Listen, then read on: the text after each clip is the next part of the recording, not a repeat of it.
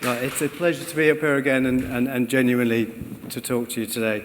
What I want to do is talk a little bit about how our adversaries have been using brutal innovation to evolve their approach. There's a fundamental statistic around the global cybercrime industry overtook the global illegal drugs trade a few years ago. That means it is now more lucrative, more widespread, and more industrially integrated globally to steal data than it is to ship drugs around the world and smuggle. Now, intuitively, that doesn't feel like the most clear and present danger that we're facing, but it is. And there's something I wanted to talk to you through. At Vodafone, we have a huge global network, and that network is pretty predicated on over 300 million people in countries around the world and 20% of the world's internet traffic. Now, what that gives us, not only a huge challenge and opportunity to secure those hundreds of millions of users and their interactions every single day, but it gives us an insight and intelligence about what the world is doing when it picks up their phones, when they engage with the digital world, and how we do that. Now, that's a big global macro problem, and security is a big global macro problem. And yet, and I talked about this earlier on, the big global macro problems come into stock focus when it's the moments when somebody wants to do something. And in particular, when those moments are disrupted, when you can't take your child to hospital, when you can't book an appointment, when you can't watch a movie on Netflix. And genuinely, the last example would feel trivial, but actually, when our ability to interact with and consume data is interrupted, we feel worse. So it genuinely is about those moments, and in every single 24 hours, we see and look after huge billions of minutes of people connecting and sharing information, billions of content that is consumed, and billions of videos delivered and shared. Now, it's in those moments that we learn amazing things about both how we as individuals react, but also how our cybercriminal adversaries react and learn. And what I wanted to do was take a little bit of time to talk about a family and some moments that they experience. Now, not a family like my family, and probably not a family like your family. But if we go back in time a little bit and stay with me here. So back to 1863, and a lovely man called Gerard, who, apart from having magnificent facial hair, came into a significant inheritance on his 21st birthday. Tragically, his father dies and he inherited his birthday. I think he did what many 21-year-old men would do.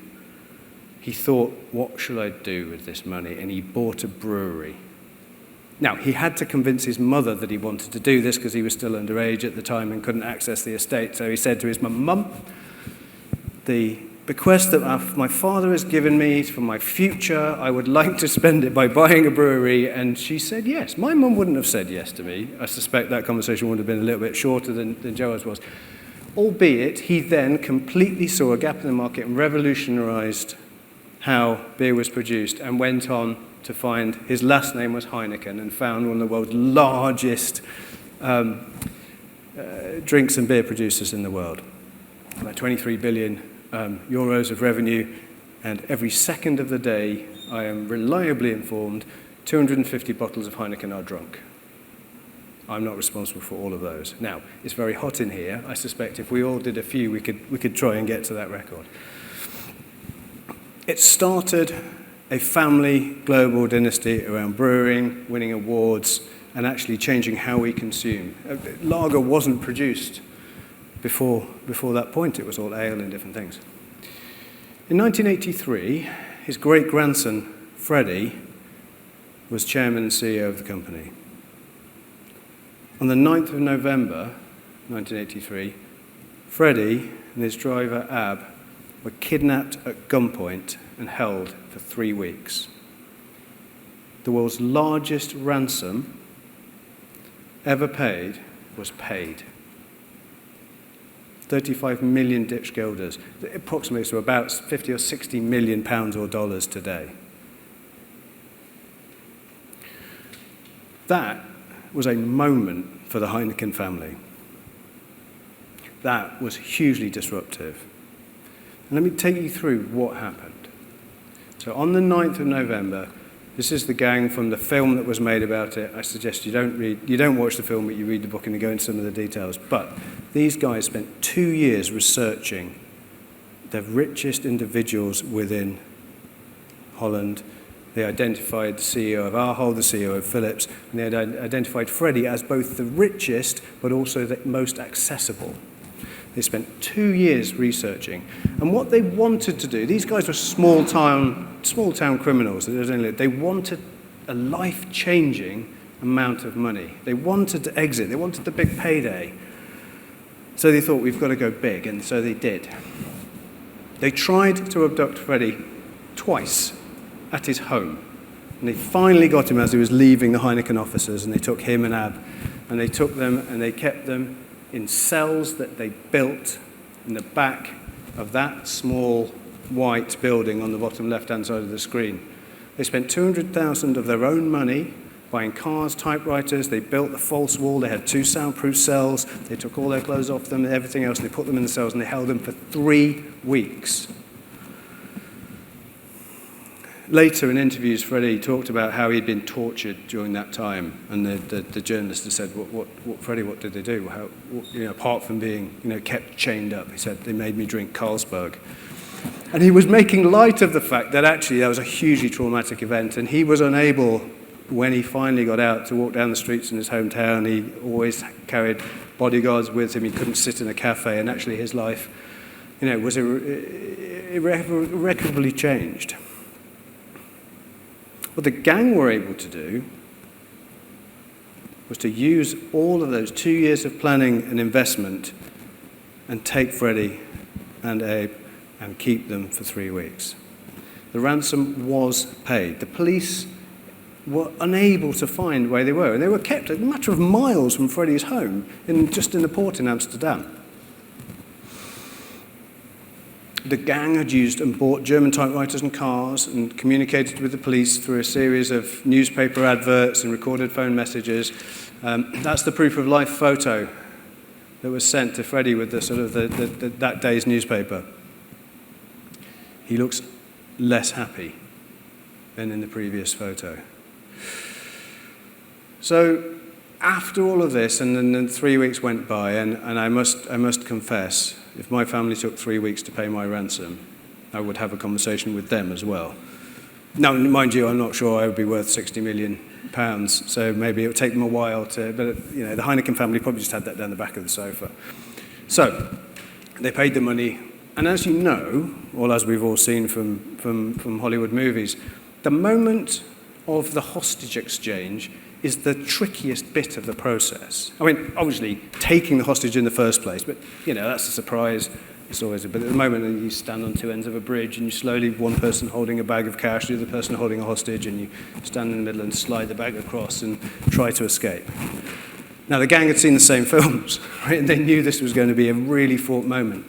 So what they did, they decided they would do the hostage exchange at sea, which would give them absolute ability to sort of scatter in any direction. What they hadn't internalized was the size of that much money, 35 million Dutch guilders. And then one of them had sort of postulated that what if it gets wet? That's going to be really heavy. So they changed their plan, which is great. They adapted and changed their plan, and they set a series of messages and buried in little plastic cups and sent the police on a sort of a chase through, so they made a phone call eventually. The information was left in a car, and the policeman put through the money down a railway siding. They took it off, and they took everything they could carry, and they buried the rest in oil drums in a forest in Zeist, just outside of Amsterdam. Being Dutch, they escaped on bicycles, which I think was awesome. Very clearly, it's like, how much carry? We're going to go escape on bikes, because nobody would imagine kidnappers would do that, and we'll just blend in with everybody else. But again, escaping is a really important part of the process. And they did. They got They took with them 15 million Dutch guilders, and they escaped. At the same time, the police followed an anonymous tip-off and some information they'd received about food deliveries to the back of the same place, and they let Freddie and Ab go, and they captured 2 of the gang, which then kicked off one of the largest sort of manhunts in European history. 2 of them were arrested at Schiphol. Another 2 of them made it as far as Paris and lived the high life in Paris until February. So this happened in the start of November. They escaped in February, and then they were picked up by Interpol. They were all taken to court, put in prison for over 10 years. They came out notorious but older criminals who then went into petty crime, and one of them assassinated and other things. One of them escaped all the way to Uruguay and lived there for a while, and then was finally picked up and brought back and served the end of his sentence in Holland. I take you through this is there in the court case, some fabulous glasses and hairstyles, but it reminds me of the seriousness of what happened. The amount of money, the amount of distraction and disruption that occurred to the entire country. Now, what we recognize from this is the gang executed what those of us who recognize as a very classic kill chain. They researched their target. They were able to attack and control the valuable target, prosecute ransom, extort and evade for a little while the chase. I don't think there's any point doing any of this if you can't succeed at every step. Not being able to evade at the end, it just makes you a notorious rich and old criminal, and possibly not that rich. It just makes you a prisoner. This is, and you will recognize this is exactly the same kill chain that people are using today to prosecute extortion against high-value targets, and they swap Freddie for data, and you swap extortion for paralyzing of organizations. And yet, every step in the process, while having the same label, is fundamentally different because it is enabled through scaled digital technologies, your ability to prosecute and research. It's not going to take you 2 years to research the richest people and how to get them, right? It might cost you at best $30, $40 to get detailed research done on some of the most high-profile individuals. But actually, the economics of ransomware and cybercrime means that you're not interested in doing the big payouts. It's the thousands or millions of individual little crimes that you want to do. And we'll talk a little bit about actually the profit share model and how ransomware as a service is enabling this industrial scale.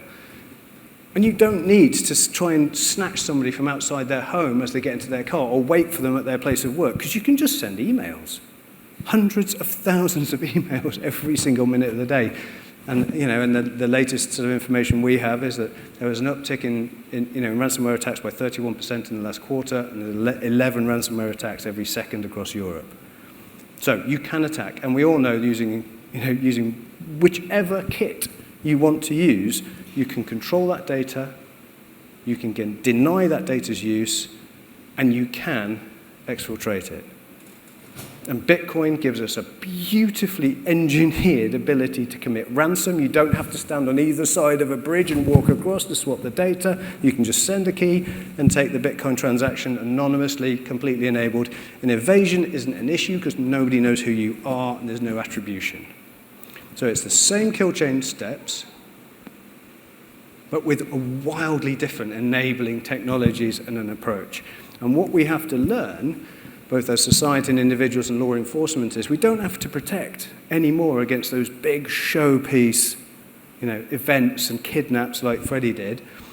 We have to protect against this at scale, against all of our organizations and individuals. And for me, that is the fundamental change that we're seeing. It's that industrialization that we're really starting to experience. When the average ransomware as a service costs you $39 to get it. It comes with a bundled time-to-market SLA of 30 seconds and bronze, silver, gold technical resources and support. It comes with multi-language support. And for $380, you can get unlimited email addresses. And you sometimes don't even have to pay for it because it's a 60-40 split based on the value and the revenue share being, again, untraceable Bitcoin transactions. The US Treasury believe that they can trace $5.3 billion of ransomware and Bitcoin payments or cryptocurrency payments against the top 10 ransomware kits out there. 7% of the global digital currency, cryptocurrency, is estimated to be based around ransomware individually. And I think there's a real learning there that the ability to set a ransom at not too much but not too little is what somebody's willing to pay is really important. We're getting much better at stopping ransomware attacks. Month by month, day by day, we are getting better at stopping ransomware attacks. And yet, proportionally more people are paying ransoms. And it's because they don't, I genuinely believe, or we believe, that they don't feel they have an option. Right? Their businesses are increasingly reliant on technology and dependent upon availability for revenue and interactions, so they feel that their only recourse is to pay a ransom. And all the advice is always, you shouldn't pay a ransom, you're only funding criminals to develop better ways of extorting you. 85% of people who pay a ransom are attacked a second time by the same people.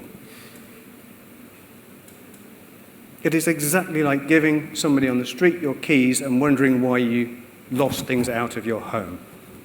And if the cost per mailbox for an attack is that much, you can see that it's a high return, low risk action to be prosecuted.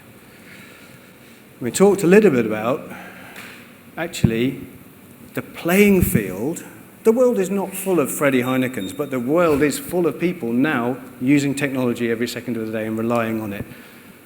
And all of us are now, I genuinely believe, and I use this as an analogy, are living on a digital fault line in the sense that if we are not standing directly on top of an earthquake, we will feel the tremors and the disruption. And we need to build our architecture, our processes, and our resilience for when those earthquakes hit. And it's not as though it's going to happen once every 100 years or once every 1,000 years. It will happen every single day. So the way that we've learned to adapt and live in dangerous places means we take extra precautions and we think about risk in a different way. That's exactly what we need to do in the digital world. And genuinely, whilst on the screen you see some really high-profile attacks against oil and gas pipelines, against hospitals, against people, the criminals do not discriminate. They are not discerning in the sense or moral about who they're going to attack. It's a pure return on investment. If you look at the largest companies in the world, legitimate companies, they make money by executing and delivering services to hundreds of millions of people around the world on common platforms, not by doing a few very expensive things. And that's exactly the lessons that the criminals have learned from us. And in the same way, that through that pandemic time, a lot of organizations are still protecting empty offices, and yet all the individuals are still working from home with fewer protections and fewer ability to respond in real time. And yes, the primary target is still people. Well, actually, the vector is still people. The target was always the money, right? They didn't kidnap Freddie because they wanted to kidnap Freddie. They kidnapped Freddie because they thought he could get his family to pay £60 million for him or euros for him. But the vector is always people at the moment. And employees will do the wrong things for the right reasons. So we really need to help people make the right decisions and take the third count 1, 2, 3, 4, 5, 1 crocodile, 2 crocodile, 3 crocodile, 4.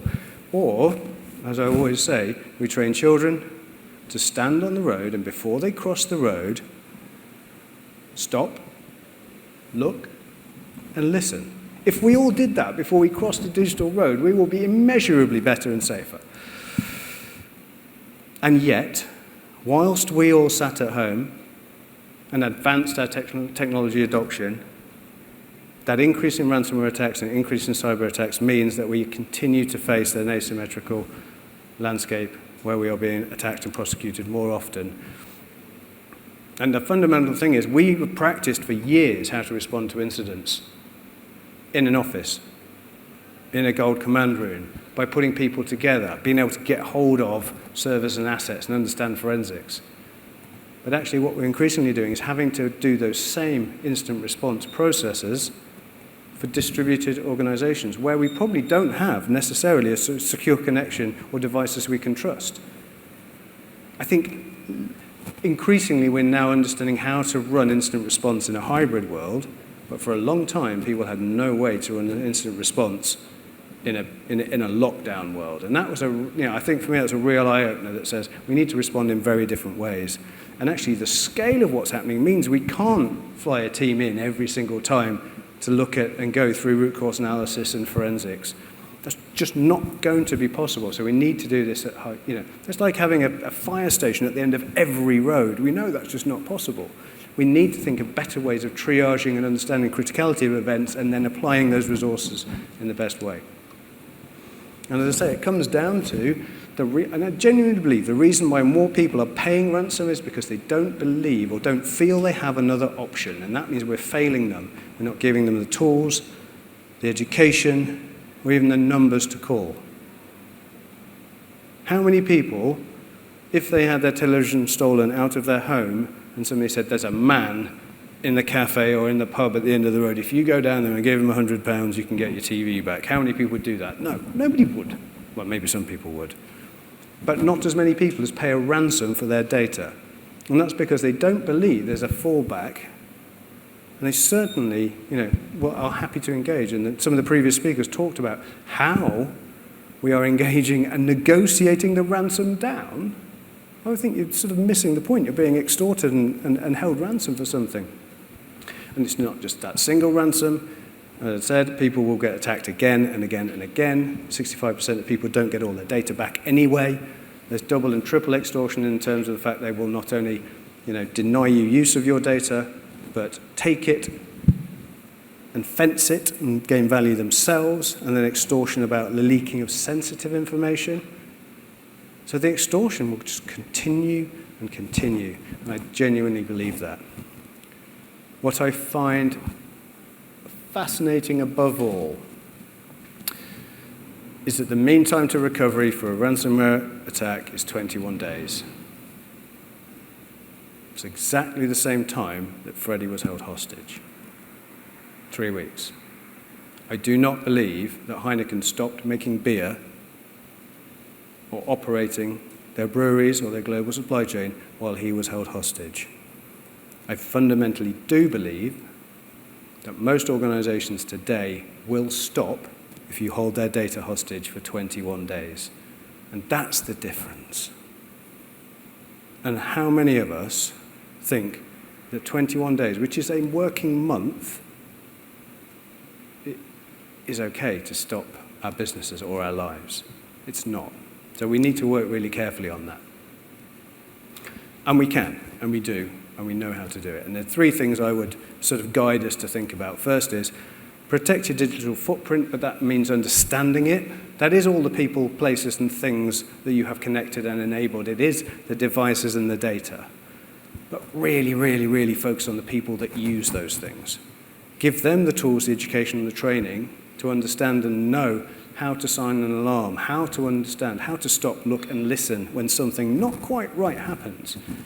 Right, as human beings, we are beautifully trained to ignore risks we don't think are relevant. We're also amazingly trained to spot something that just doesn't feel right.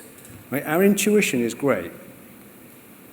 Ability to stop, look, and listen is super key, but then understand what to do if you don't feel that that's right. And then the big word you will continue to hear, but for me it is about resilience. Like, how do you do this all the time? How do you get attacked all the time? How does your data, how can your organization continue to operate and not just wait 21 days as you go through that process? Resilience is absolutely key. We have become so reliant on technology and yet not resilient. That is the switch. If you think about resilience, you're not getting paralyzed by an attack. You're just thinking, when it happens, this is what we will do, and this is how we will move forward. So, thank you so much for taking the time today in the heat to listen to a story about beer, a story about evolution and ransomware. And genuinely, I think there are lessons to be learned right across that kill chain for us. We believe that organizations of all sizes have a right to security, and that means we have to make it simple and easy and accessible. Security is not just for large, complex, well-funded organizations. It's for every single person, and that's something we need to help and change. So thank you very much. Thank you. Thank you, Andrzej. That was really, really interesting, and it was a really great way to end the first day of the Cyber Live show. Any questions from the audience for Andrzej at this point? Oh, great. Okay. Thank you. Hello. So my name is Haroon.